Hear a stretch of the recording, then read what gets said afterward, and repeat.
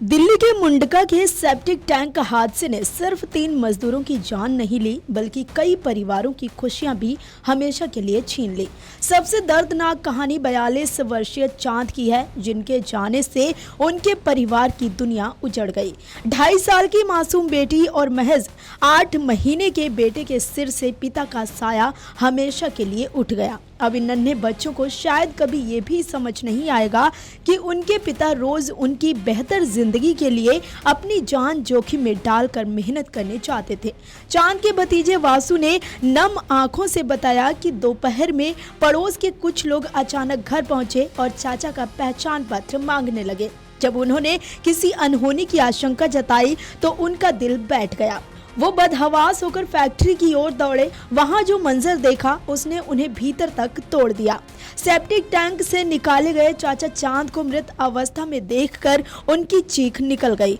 पल भर में पूरा परिवार मातम में डूब गया। वासु ने बताया कि चांद चाचा के परिवार में उनकी पत्नी और 2 मासूम बच्चे हैं। रोते हुए वासु ने बताया कि चाचा रोज सुबह काम पर निकलते थे, जबकि शाम को मोमोज फिंगर की रेहड़ी लगाते थे। पूरा परिवार किराए के मकान में जीवन गुजर बसर करते थे। उनकी मौत की खबर जैसे ही उनके घर पहुंची, पूरे परिवार में मातम पसर गया। किराए के एक छोटे से कमरे में चीख पुकार मच गई। परिजनों ने बताया कि चांद बेहद स्वाभिमानी और मेहनती इंसान थे। शुक्रवार को वो काम पर निकले थे कि चंद रुपए उसकी गृहस्थी की गाड़ी को चलाने के काम आएंगे, लेकिन इस हादसे ने उन्हें छीन लिया और गृहस्थी की गाड़ी उनकी मौत से पटरी से उतर गई।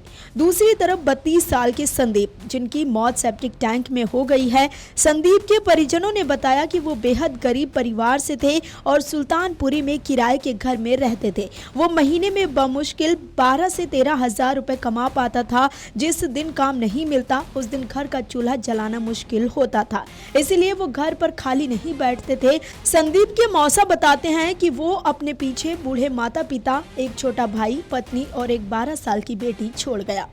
इसके अलावा संजय गांधी अस्पताल के मुर्दाघर के बाहर रोते हुए नरेंद्र उर्फ सोनू ने बताया कि उनका भाई अरुण उर्फ टोनी भी मुंडका में उसी मौत के सेप्टिक टैंक की भेंट चढ़ गया। उन्होंने बताया कि टैंक में उतरे पहले साथी को तड़पता देख मेरा भाई अरुण उसे बचाने के लिए नीचे उतरा था, लेकिन जहरीली गैस ने उसे भी संभलने का मौका नहीं दिया। इसके बाद तीसरे साथी संदीप ने भी दोनों को बचाने के चक्कर में दम तोड़ दिया।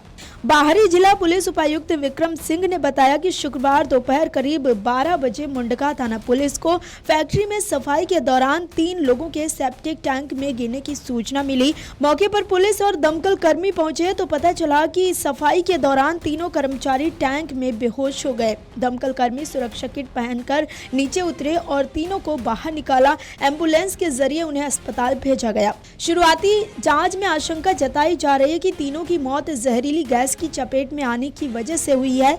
पुलिस अधिकारी का कहना है कि पोस्टमार्टम रिपोर्ट से इनके मरने के कारणों के बारे में जानकारी मिल पाएगी। पुलिस ने वीएनएस की धारा 376/26, 106/35 और SC/ST एक्ट के तहत मामला दर्ज कर लिया है। पुलिस छानबीन में पता चला कि गली नंबर 1 मुंडका औद्योगिक क्षेत्र में मारवाहा प्रिंटर्स ने फैक्ट्री के अंदर बने सेप्टिक टैंक को साफ करने के लिए नागलोई निवासी नीरज को ठेका दिया था। नीरज से फैक्ट्री कर्मी जयंत के कहने पर बातचीत हुई थी। नीरज ने ही सुल्तानपुरी के रहने वाले अरुण, संदीप और चांद को काम करने के लिए बुलाया था। तीनों मजदूर मशीन से टैंक की सफाई कर रहे थे। टैंक के नीचे के हिस्से में कचरा पड़ा था, जिसे मशीन से नहीं निकाल पा रहे थे। चांद को कुछ ज्यादा पैसे देने की बात कहकर उसे टैंक के भीतर भेजा गया तो वो अंदर जाते ही बेहोश होकर गिर गया।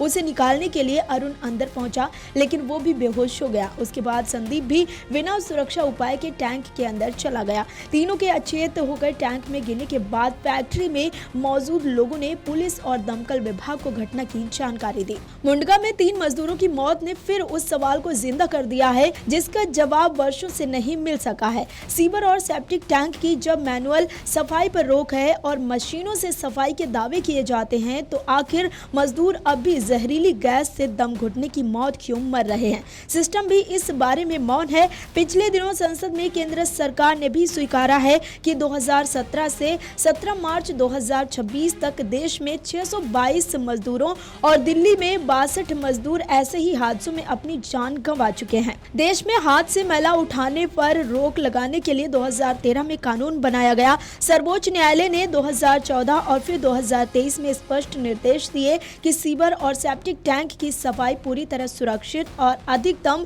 मशीनीकृत तरीके से होनी चाहिए, लेकिन सरकार के आंकड़े तो इस निर्देश के पालन नहीं होने की गवाही देते हैं। दिल्ली सीवर नेटवर्क और सेप्टिक टैंक दोनों व्यवस्थाएं साथ साथ चलती हैं। नियोजित कॉलोनियों के बड़े हिस्से में जहां सीवर लाइनें हैं, जबकि अनाधिकृत कॉलोनियों, पुराने गांवों, फार्म हाउसों, छोटे औद्योगिक परिसरों और निजी संस्थानों में आज भी सेप्टिक टैंक प्रचलन में है। इनकी सफाई का बड़ा हिस्सा निजी स्तर पर कराया गया। नियमों के मुताबिक किसी भी व्यक्ति को बिना सुरक्षा इंतजाम के सीवर या सेप्टिक टैंक में उतारना प्रतिबंधित है। यदि विशेष परिस्थिति में अंदर जाना जरूरी हो तो पहले टैंक की जहरीली गैसों और ऑक्सीजन स्तर की जांच करना, पर्याप्त वेंटिलेशन सुनिश्चित करना, सफाई कर्मी को helmet, full body PPE kit, दस्ताने, गम बूट, हार्नेस, गैस डिटेक्टर और आवश्यकता होने पर श्वसन उपकरण उपलब्ध कराना अनिवार्य है। मौके पर प्रशिक्षित रेस्क्यू टीम और प्राथमिक उपचार की भी व्यवस्था होनी चाहिए। सर्वोच्च न्यायालय ने भी अपने फैसलों में राज्यों और स्थानीय निकायों को इन सुरक्षा मानकों का कड़ाई से पालन कराने और उल्लंघन की स्थिति में जवाबदेही तय करने के निर्देश दिए हैं। बावजूद इसके लापरवाही लगातार देखने को मिल रही है और इसका शिकार हो रहे हैं वो गरीब मजदूर जो 2 वक्त की रोटी के लिए जान जोखिम में डालकर काम करते हैं।